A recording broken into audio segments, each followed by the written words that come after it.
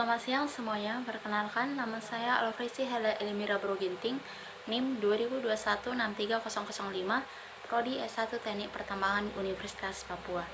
Di sini saya akan membahas tentang kriteria batu runtuhan, di mana ini adalah sebagai tugas 2 pada mata kuliah Mekanika Batuan.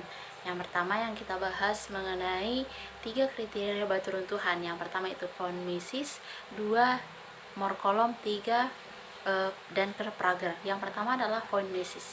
Von Mises adalah invariasi 2 dari tensor tegangan vektor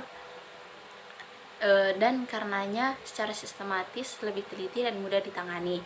Di sini juga merupakan suatu perkiraan yang baik untuk modal fisi agregat polikristalin, tetapi model yang buruk untuk kristal yang tunggal, di mana pada kriteria luluh dalam von Mises adalah fungsi dari sistem slip mudah dan anisotropi, tidak menyediakan bahan polikristalin yang akan mendapatkan kembali sebagian anisotrop itu. Setelah terjadi deformasi geser yang sangat signifikan di von Mises sederhana, mengakibatkan mengabaikan grab yang sangat lambat pada lapisan bawah dengan mantel yang ada di atasnya. Di sini untuk von Mises sendiri itu terbagi menjadi 2, yaitu yang dalam bentuk elips dan dalam bentuk tabung atau dalam bentuk 2 dimensi dan dalam bentuk 3 dimensi.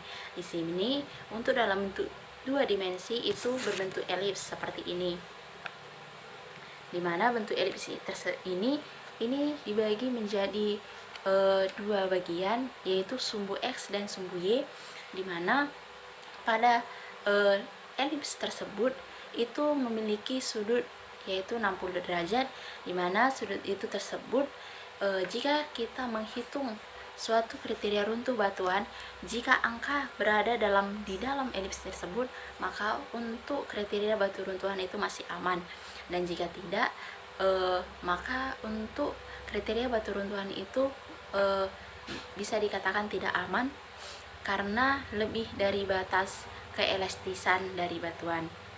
Yang kedua yang kita bahas yaitu mengenai von Mises yang dalam bentuk 3 dimensi atau tabung, dimana von Mises dalam bentuk 3 dimensi atau tabung yaitu dalam bentuk tabung seperti ini, tetapi dibagi menjadi 3 bagian, dimana untuk dalam tabung itu tersebut itu dibagi menjadi 3 sumbu, yaitu X, Y, dan Z, dimana untuk perbandingan X, Y, dan Z pada tabung ini saya membuat yaitu 60 derajat, sehingga untuk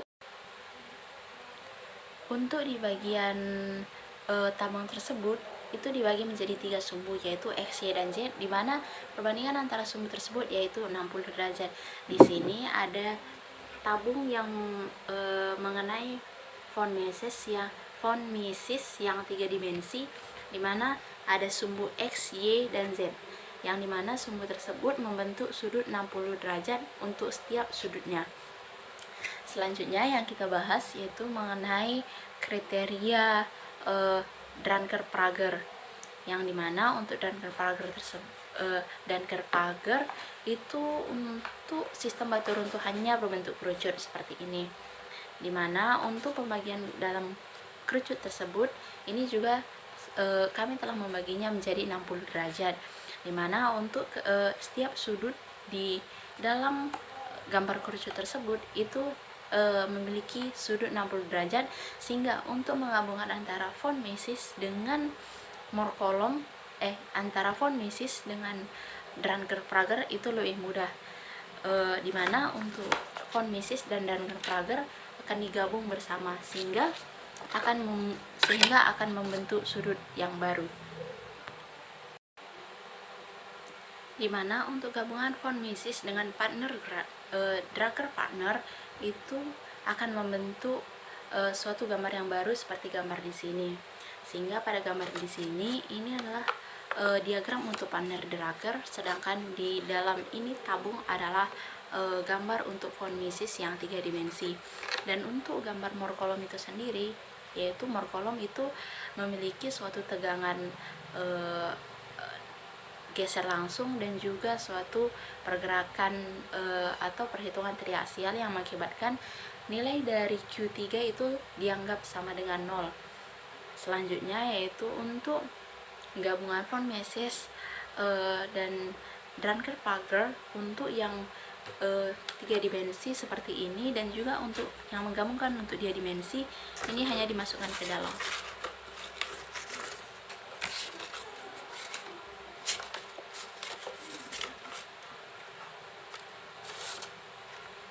Sehingga untuk kriteria runtuhan menurut von Mises dan Duncker-Parker hanya sebagian, hanya ini yang saya bisa presentasikan. Jika ada salah kata mohon dimaafkan. Sekian dari saya, terima kasih.